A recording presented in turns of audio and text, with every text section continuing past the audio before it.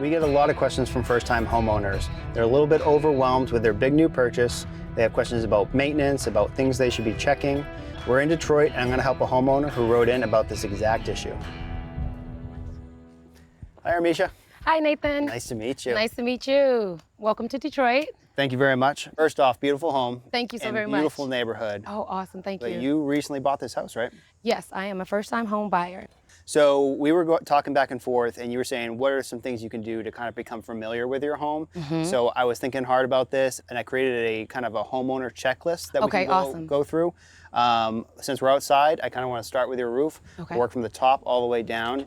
I'm going to check the roof, I'm going to check the shingles, I'm going to check the gutters, I'm going to check the chimneys. All right, so first glance, your roof shingles look real good. Okay. I see a little bit of granules inside your gutter, which is normal. If you start to see excessive amounts, you can tell that your roof is starting to kind of deteriorate a little bit. You probably want to get it checked by a roofer. Okay. Bricks look good. Flashing looks pretty good on this side. One thing that I'm picking up though on the back side of this gutter, I can see through the flashing isn't coming out over the back side of the gutter. So I'll take a couple of pictures and I'll show them to you. You might want to call gutter guy or a siding guy that can come and maybe make a little repair there. Okay. Everything else looks pretty good. Awesome. So if you didn't have a ladder and you didn't want to go, or you don't want to go up there, another way you can check is looking at the downspouts. So we'll come over here, we'll look at where this leads out to here. If there's an excessive amount of granules that was forming here, that would be a telltale sign that your shingles are starting to go. Okay, so awesome. Easy to check it. Also too, the cleanliness. There's nothing here, but if you saw a lot of leaves, sticks, debris, might be time to clean the gutters. Okay, good to know. Okay, thank you. So it's a good rule of thumb about once a year to walk around the house, check your siding. So as I walk around, I'm looking at your bricks, they look in good shape. I'm looking at your mortar joints. So we have our bed joints that run horizontal, and then we have our head joints that run vertically. So we're checking those, making sure no mortar's falling out. Stepping back, looking at your vinyl siding. All right, so I can see that one piece there that's fallen down. I think we could definitely tighten that up for you. Okay. Big thing to keep your siding tight, keep the pests out. So we want to keep everything tight and keep them out. Let's grab the ladder and fix that real quick. Awesome.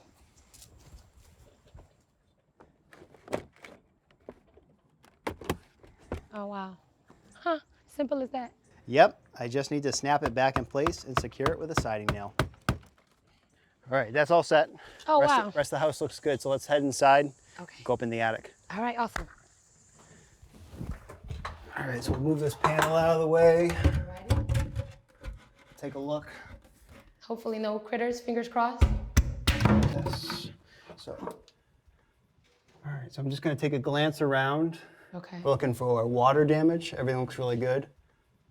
Insulation's not bad, it's really clean. I don't see any pests. You know, we're looking again for signs of pests, raccoons.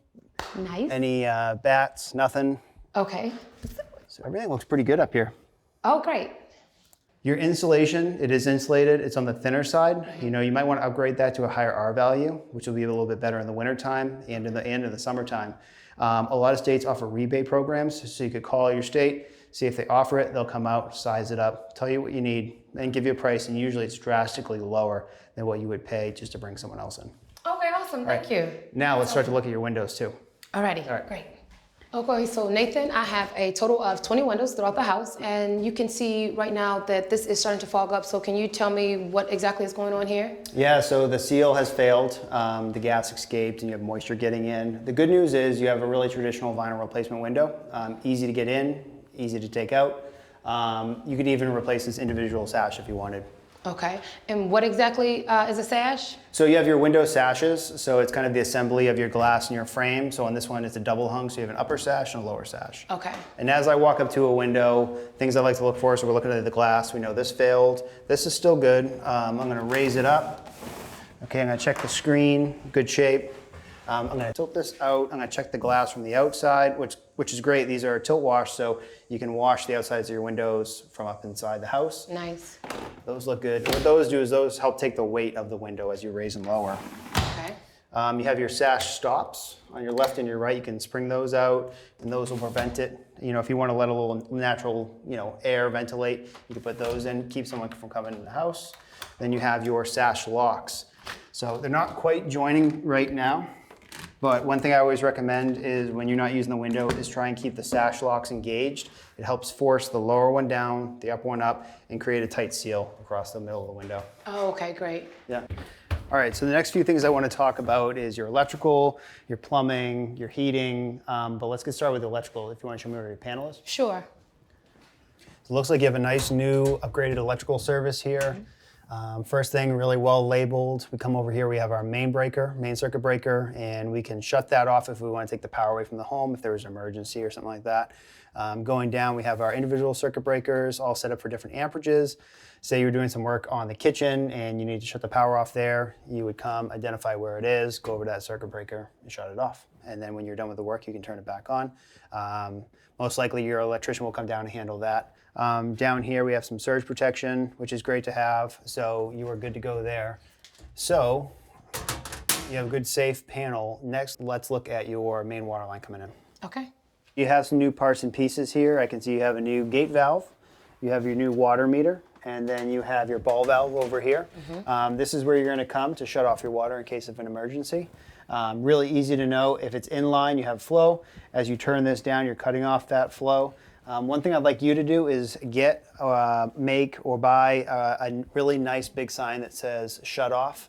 So if someone comes to your house and then there's an emergency, they know where to go to shut it off. Okay, and what type of emergency would I be experiencing? It would be a big emergency. So like if your water heater goes, you have water pouring out, basement starting to fill up, you want to come down here and shut it off. Awesome, okay, good to know. So looking up, I see we have a gas line coming in.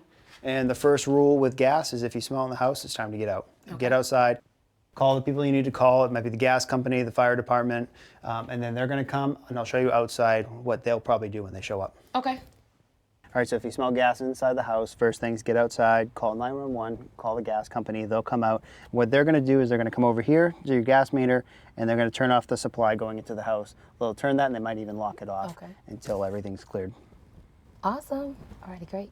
So we covered all the major things, and now is the best part. We get to talk about tools. And this is a set of tools that I picked up that I think you could use to accomplish any small task around the house. So to go over them quickly, we have a set of screwdrivers, both straight slot and Phillips. We have a utility knife, nail set, pry bar, both big and small, quality flashlight. We have some silicone lubricant, so that's good for sliding doors, keeping everything lubed up. We have a nice hammer. We have water pump pliers,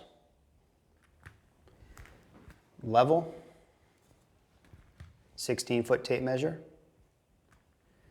Allen key set, caulking gun. We have a 1/4-inch ratchet set with adjustable wrench and a screwdriver. We have an electrical tester, stud finder.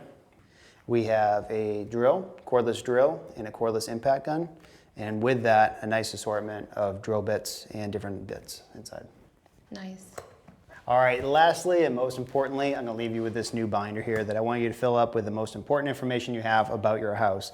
So probably a drawing of the layout of your floor plan, all your important contacts, your electrician, your plumber, your manuals, they're all gonna go in here. Maintenance logs, so when are we swapping out smoke detectors, CO detectors, filters on some of your mechanical stuff.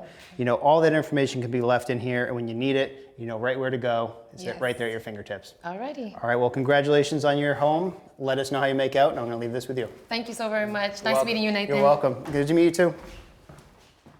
Thanks for watching. This Old House has got a video for just about every home improvement project, so be sure to check out the others. And if you like what you see, click on the subscribe button to make sure that you get our newest videos right in your feed.